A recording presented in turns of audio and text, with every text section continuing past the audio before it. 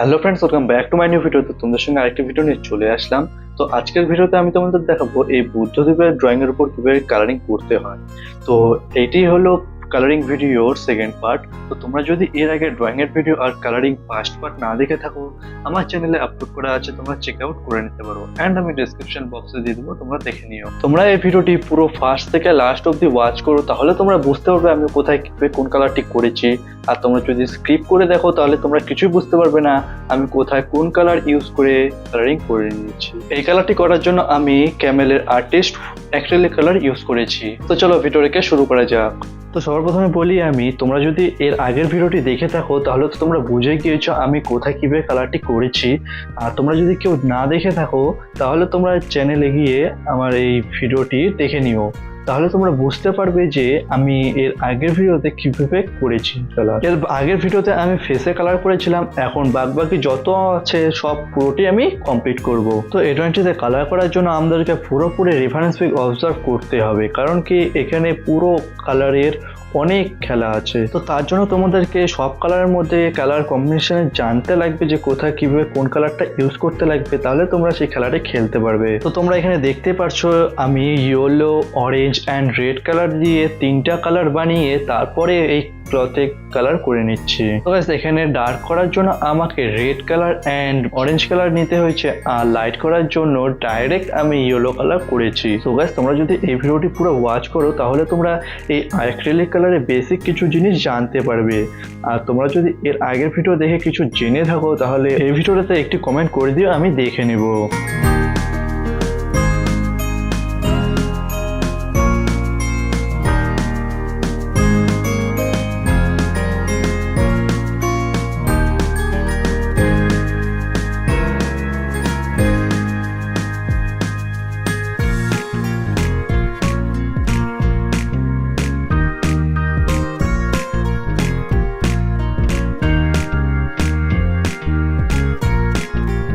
তো ফ্রেন্ডস, ক্লথের উপরে হয়ে গেলে এখন আমাদেরকে ডার্ক পার্টগুলোকে কালার করতে হবে। তো তার জন্য এখানে আমি রেফারেন্স পিক অবজার্ভ করে এখানে আমি একটু ডার্ক পিঙ্ক কালার দেখেছিলাম, তো তার জন্য ডার্ক পিঙ্ক কালার বানিয়ে তা কালার করে নিচ্ছি। আর পুরোপুরি ডার্ক কালার করার জন্য আমাকে ব্ল্যাক কালার ইউজ করতে হয়েছে।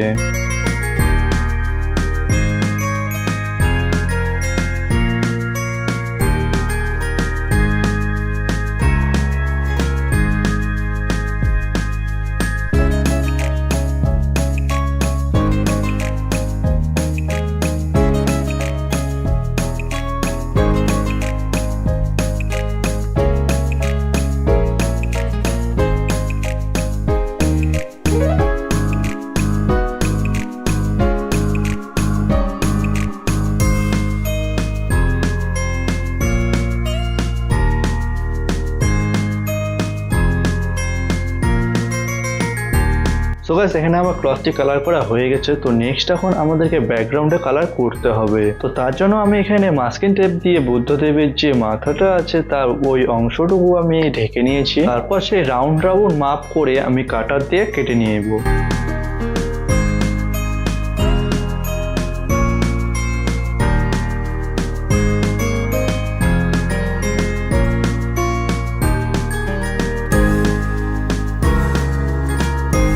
তো এখানে আমার কাটার দিয়ে কাটা হয়ে গেছে। তো নেক্সট এখন আমাকে ব্যাকগ্রাউন্ডে কালার করতে হবে। তো এখানে আমি ব্যাকগ্রাউন্ডে অল্পটুকু চেঞ্জ করেছি কালার। তো তার জন্য তোমাদেরকে বলছি যে পুরো ভিডিওটি তোমরা স্টেপ বাই স্টেপ দেখতে থাকো। তো ব্যাকগ্রাউন্ডে কালার করার জন্য আমি এখানে ডিরেক্ট ইয়েলো কালার ইউজ করেছি। তারপর ডার্কগুলো করার জন্য তার মধ্যে আমি একটু অরেঞ্জ কালার মিশিয়ে নিয়েছি। তো তোমাদেরকে আর কিছু বোঝানো নেই, পুরো তোমরা বুঝে গিয়েছো। যদি কোনো জায়গায় ইম্পর্টেন্ট মনে হয় আমি সেই জায়গাটাতে বলে দেবো কোথায় কিভাবে কালারিং করতে হবে। তো তোমরা পুরো ভিডিওটি দেখতে থাকো।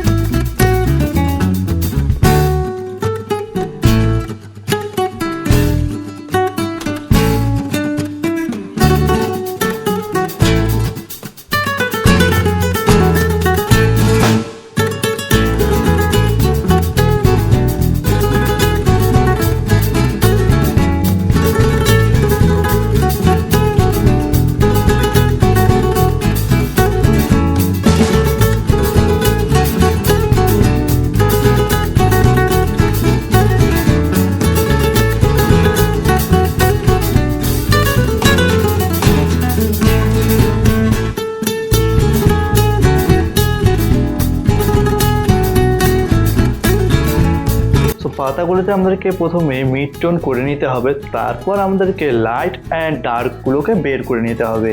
তো তাহলে আমাদের পাতাগুলো রিয়েলিস্টিক মনে হবে।